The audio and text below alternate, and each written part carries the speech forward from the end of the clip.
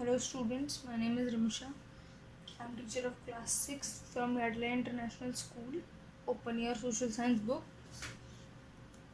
हम इसका हिस्ट्री का चैप्टर 1 पढ़ रहे थे, व्हेन, वेयर एंड हाउ. हमने इसमें काफ़ी टॉपिक्स कवर अप कर लिए हैं, तो आई होप आपको सारे टॉपिक्स क्लियर होंगे, कोई भी डाउट नहीं होगा. ठीक है. हमने इसमें कल सोर्सेज ऑफ हिस्ट्री पढ़ रहे थे, जिसमें 2 sources literary and literary sources हैं, जिसके 2 पार्ट्स हैं, religious and secular literature. Okay. Then हमने आर्कियोलॉजिकल सोर्सेज के बारे में पढ़ा था कि आर्कियोलॉजिकल सोर्सेज क्या होते हैं और उनकी स्टडी को आर्कियोलॉजी, और जो स्टडी करते हैं उनको हम आर्कियोलॉजिस्ट बोलते हैं. ठीक है. आज हमें यहाँ से पढ़ना है कि इंस्क्रिप्शंस क्या होते हैं. 3 कैटेगरीज होती हैं आर्कियोलॉजी के अंदर, वो है इंस्क्रिप्शंस, कॉइन्स एंड मॉन्यूमेंट्स. सबसे पहले हम पढ़ेंगे कि इंस्क्रिप्शंस क्या होते हैं. तो These are the writing engraved on pillars, walls, metal plates etc. मतलब इंस्क्रिप्शंस क्या होते हैं, जो भी चीज़ें इंग्रेव की होती है. इंग्रेव यानी कि उसे खोद के बनाना या फिर नक्काशी करके बनाने को हम बोलते हैं इंग्रेव करना. ठीक है. तो जो इंग्रेव करके बनाया गया होता है पिलर्स पे, डिफरेंट टाइप की वॉल्स पे, प्लेट्स पे, इन सब चीज़ों पे जो चीज़ें बनाई जाती हैं, जो इंग्रेव किया जाता है, जो राइटिंग होती है, उसको हम बोलते हैं inscription. The study of inscription is called epigraphy. और इनकी स्टडी भी होती है. इनकी स्टडी कोई ईजी नहीं होती, हम लोग नॉर्मली स्टडी नहीं कर सकते हैं. बहुत अलग अलग तरह के लैंग्वेजेस अलग अलग तरीके से लिखा होता है, तो उसकी जो स्टडी करते हैं आर्कियोलॉजिस्ट हमारे, उसको हम बोलते हैं epigraphy. Okay.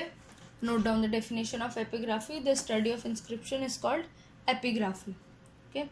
It provides a lot of information about events, kings and their policies and the cultural background that existed then. मतलब जो ये इन्फॉर्मेशन हमें बहुत सारी चीज़ों की इन्फॉर्मेशन देती है इंस्क्रिप्शंस, कि उस टाइम पे क्या इवेंट्स हुए थे, कौन से किंग्स थे, वो किंग्स कौन कौन से पॉलिसीज़ यूज़ करते थे अपने रूल करने के लिए, अपने राज्य को हर चीज़ से बचाने के लिए, उनके वेलफेयर के लिए. उनका कल्चरल बैकग्राउंड क्या था, मतलब वो कैसा कल्चर था उनका, किस तरह से वो फेस्टिवल सेलिब्रेट करते थे, कैसे वो कपड़े पहनते थे, किस तरह से वो वॉर्स लड़ते थे. तो उनके बहुत सारे जितने भी इवेंट्स होते हैं, उनकी इन्फॉर्मेशन हमें इंस्क्रिप्शन से मिलती है. Example from Ashoka's inscription we learn that his real name was Devanam Priya and of the other things such as interest in Buddhist beliefs. जैसे कि हमें अशोका के बारे में तो हमें सिर्फ ये पता है कि उनका नाम अशोका था. अब उनका असली नाम क्या था और क्या उनसे, उनके कल्चर से, उनकी चीज़ों से रिलेटेड हमें कुछ नहीं पता. तो हमें उसकी जो इंस्क्रिप्शंस हैं, हमें जो उन टाइम की इंस्क्रिप्शंस मिली है, उससे हमें पता चला कि जो अशोका है, उनका असली नाम जो था वो था देवनाम प्रिया. ओके. और वो बुद्धिस्ट की चीज़ों में मानने लग गए थे, मतलब उनका बहुत ज़्यादा इंटरेस्ट था बुद्धिज़्म में. तो तो उनका जो बिलीफ था, वो अपने बिलीफ्स ने, उन्होंने अपने कम्युनिटी से बिलीफ को कम करके, उनके जो बिलीफ्स थे वो ज़्यादा बुद्धिज़्म में थे, वो बुद्धिस्ट को फॉलो करने लगे थे. तो हमें ये सब इन्फॉर्मेशन इंस्क्रिप्शन से पता चली, वरना अगर इंस्क्रिप्शंस नहीं होते तो हमें कभी पता नहीं चलता, क्योंकि उस टाइम के जो लोग हैं वो अब इस दुनिया में नहीं हैं, हम उनसे नहीं पूछ सकते. इसलिए जो पुरानी चीज़ें हैं उनसे ही हमें पूरी हिस्ट्री के बारे में पता करना पड़ता है. Okay. So the next topic is coins. हमने इंस्क्रिप्शंस के बारे में पढ़ा कि इंस्क्रिप्शंस क्या होते हैं, कैसे हम उन्हें यूज़ करते हैं. नेक्स्ट टॉपिक है हमारा coins. The study of coin is called numismatics. ठीक है. जैसे कि इंस्क्रिप्शंस की स्टडी को बोलते हैं हम एपिग्राफी, ऐसी कॉइन्स की स्टडी को हम बोलते हैं न्यूमिस्मैटिक्स. यानी कि जो कॉइन्स की भी स्टडी होती है उन्हें भी न्यूमिस्मैटिक्स कहा जाता है. कॉइन्स बहुत ईजीली नहीं पढ़ पाते हम, जैसे हमारे नॉर्मल कॉइन्स होते हैं, ये नॉर्मल कॉइन्स नहीं होते थे. पहले के कॉइन्स काफ़ी ज़्यादा डिफरेंट होते थे. अलग अलग रूलर की फ़ोटो होती थी, अपनी अपनी जो है फ़ोटो वो उस पर लगवा लिया करते थे, या अलग अपने कल्चर से, अपने बैकग्राउंड से रिलेटेड कुछ ना कुछ उन कॉइन्स पर बना होता था. तो उनकी स्टडी भी काफ़ी डिफ़िकल्ट होती है. उनकी स्टडीज़ को बोलते हैं हम numismatics. These type of ancient coins, ऐसे अलग अलग तरह के कॉइन्स होते थे. हमारे जो बेसिक कॉइन्स हैं जो हम यूज़ करते हैं, उनसे ये कॉइन्स काफ़ी ज़्यादा डिफरेंट होते हैं. इन ancient period different type of metal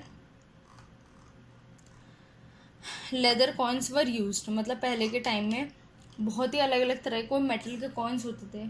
या फिर कोई लेदर के कॉइन्स होते थे, बहुत अलग अलग मटेरियल, अलग अलग मेटल्स के कॉइन होते थे। हमें पता नहीं है कि पर्टिकुलर किसी एक के नहीं होते थे, बहुत अलग अलग टाइप का मटेरियल यूज़ होता था कॉइन्स बनाने के लिए। By studying them we come to know about the period, the age, the span of kings rule and the extent of their domain, their deal on religious belief, art, abilities of the ruler।